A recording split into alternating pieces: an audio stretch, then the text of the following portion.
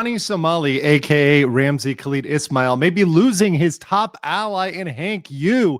We're going to talk about it today in this fast facts version. This is the legal mindset we teach you to be your own judge. I'm Andrew Esquire, American attorney who's been following the Ramzi Khalid Ismail case from beginning to end. And this is a kind of weird chapter that we now have where it seems like the Hank Yu saga, the Hank Yu story, is really going to come to an end. This is really the final chapter, it looks like, for Hank Yu. Now, of course, the Johnny Somali legal saga is not over. It won't be over for some time. But based on a recent interview with K-Town Social Club, it really appears that there is a separation happening here. A rift has happened, and it may be the end of really the relevance of Hank Yu. We're going to get on that today on this Fast Facts version. Of course, if you like the Fast Facts versions of my streams, make sure to like the video and let me know in the comments below. So, of course, I've got a great PowerPoint here for you guys today talking about this final chapter.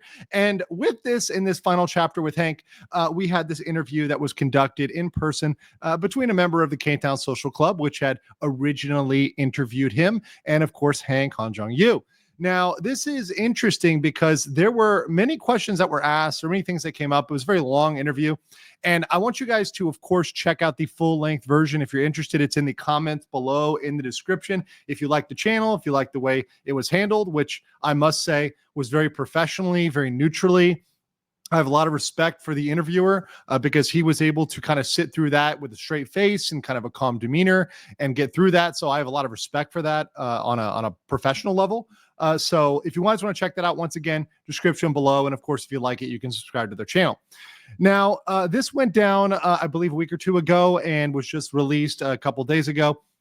And everybody was sending this to me to comment on. Of course, there's a lot of stuff in here. It's almost 2 hours. But of that, only about 5 minutes of it is legally relevant or really relevant to the case at hand with Johnny Somali at all. Well, one important thing that happened, though, is that there were some questions that I submitted to the interviewer. He had asked me privately for some questions, and he didn't say they were my questions. He just asked them like they were regular questions. And when they were asked, they were answered very well, and I'm going to talk about the reactions there.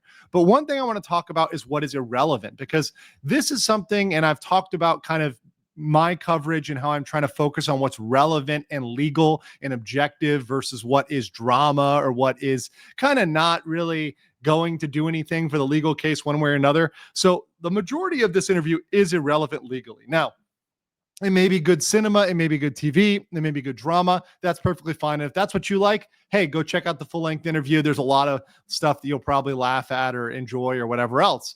But essentially, a lot of the stuff in there, like Hank's long history of mental health issues and diagnoses, his background, his interfamily relationships, debating over his combat prowess and how he is a skilled fighter, according to himself. His time in prison and the many stories from prison, which some of which have very graphic details. And once again, children should probably not watch this interview. It is very adult. And then last is personal history. We'll put quotes around that and the details of his history, including some of his personal life and bedroom life, etc. That's all really irrelevant. And I'm not going to go into that. I'm not going to harp on that. Hank tells his own story and you can listen to it and take it with whatever grain of salt you want to take that. The only legal relevance that I see overall a lot of this having, other than the few questions that were asked, were that Hank admits much of the speculation about him. So he's asked a lot of questions that are speculative about his past, about his history, his family, and he pretty much confirms what people have been saying online. And that's very interesting because a lot of that stuff is only damaging to his reputation. Not that he had a sterling reputation or a clean reputation beforehand, but his reputation is certainly not improved by this interview.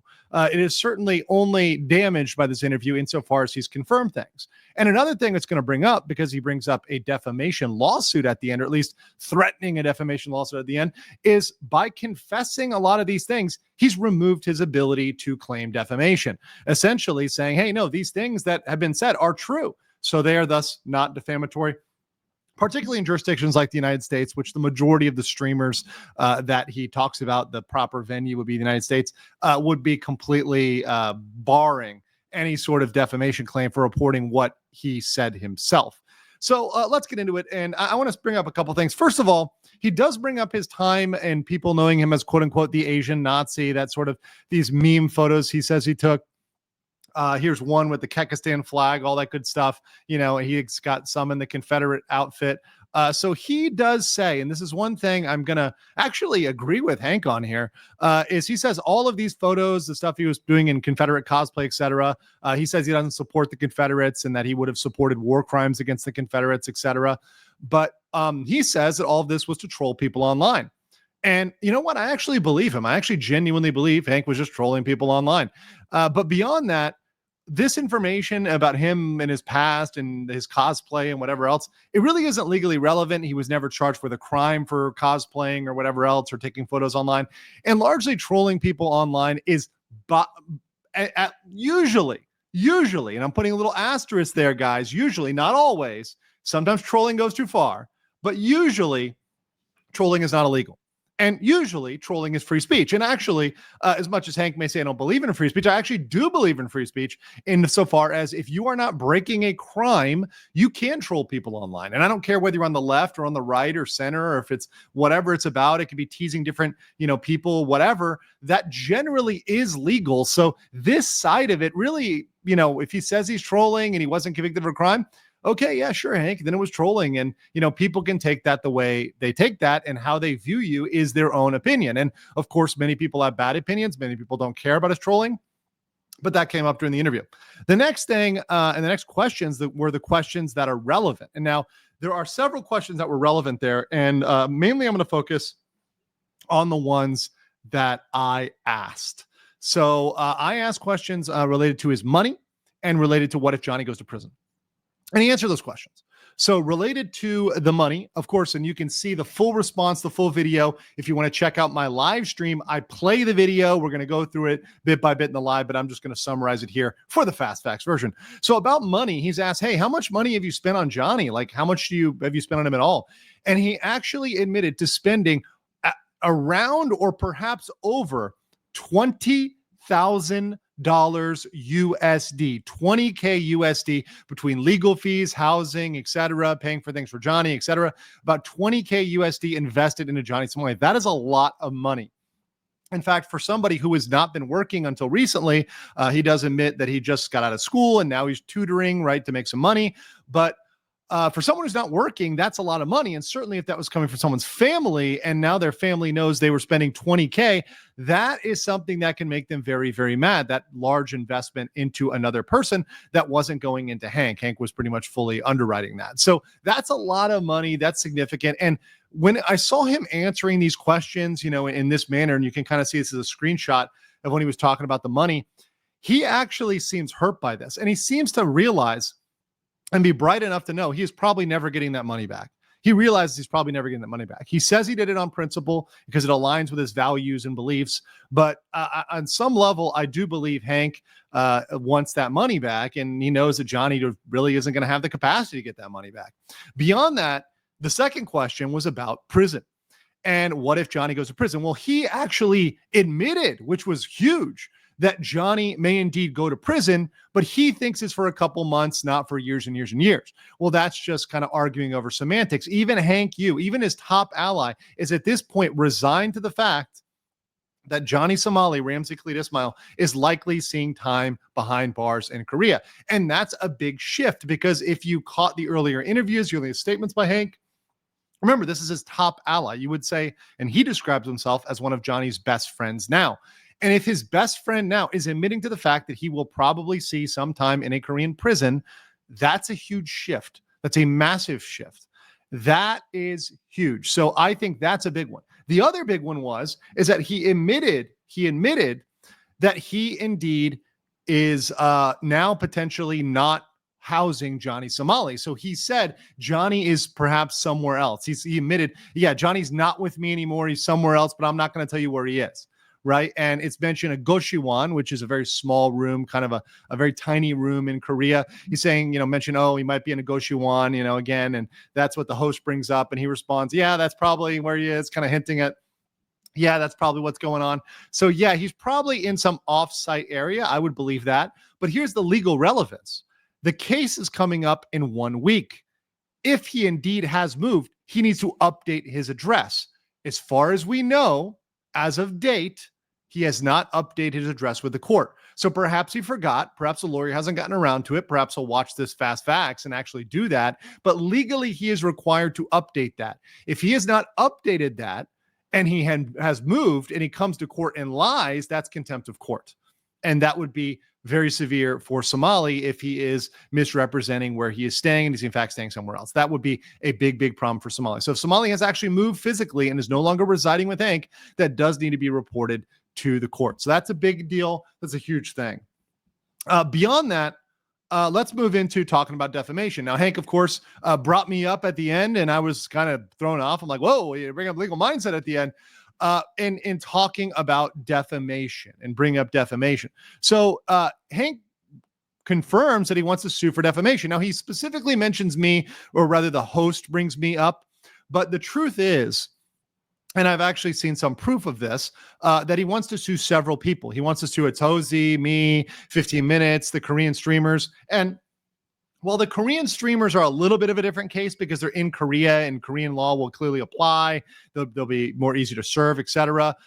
For Atozi, myself, 50 Minutes, a lot of the other people have been covering this.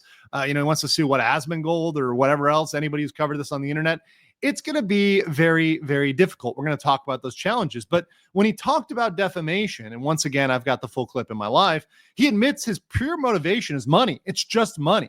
It's not actually he feels bad about it. He laughs about it. He thinks it's a joke. He actually isn't deeply hurt about this at all. And he claims to believe in free speech, but he doesn't understand the concept. The concept of free speech is the ability to report on facts. And that's just the way it is. And just because he wants money doesn't mean you can sue somebody. Plenty of people want money. If you could just sue people whose money you want and get that money, well, then they would do it. It's not that easy. It's not that simple. So at the end of the day, he's going to have a hard time collecting from anybody, myself included. And I can say he's not going to get a single won, baht, or US dollar off of me. It's going to be very difficult for that. Now, expanding upon previous defenses, which I mentioned in other videos, there are other things that would cause a defamation lawsuit against myself, Atozi, anybody else to fail. The first is the impossibility or impracticability procedurally. So here's the thing. There's something called standing. That's the ability to bring a claim. He's going to have a real big issue in multiple jurisdictions with standing. It's very odd because he may not even have standing to bring a claim in the United States. He might be able to bring it by hiring an attorney in the particular jurisdiction where the defendants would reside, maybe, but maybe not, right? They could contest that and say, no, actually, you don't have standing to bring that. And in other jurisdictions, like other countries, he certainly might not even have standing at all. The only place he clearly can sue is South Korea. But let's just use myself as an example. While I used to live in South Korea, I no longer reside in South Korea. Therefore, suing in South Korea would be entirely inappropriate because, well, they wouldn't even be able to serve me with process because I'm not in South Korea. And even if you were able to get a Korean sued and somehow try to serve it abroad, etc., the venue would be improper. So they would just make a motion to change the venue and they would lose that. And, Hank would lose that. And it would all be done procedurally. The other thing is most of the streamers, let's use Atozi in 15 Minutes, for example, they're in the United States. And we have something called antislap. Now, Hank claims to know about free speech, but I'm going to educate him on free speech as it's applied in law. The antislap, or laws against strategic lawsuits against public participation, that is lawsuits just to shut people up, even though they're actually speaking facts, those are so intimately tied to free speech. They were adopted on free speech basis. You can't use lawsuits to shut people up from talking to you, from talking about you, particularly from talking about you about truthful things. And not only that, but Hank is a public figure. He's now gone on multiple interviews. He's got YouTube channels. He's involved with Johnny Somali.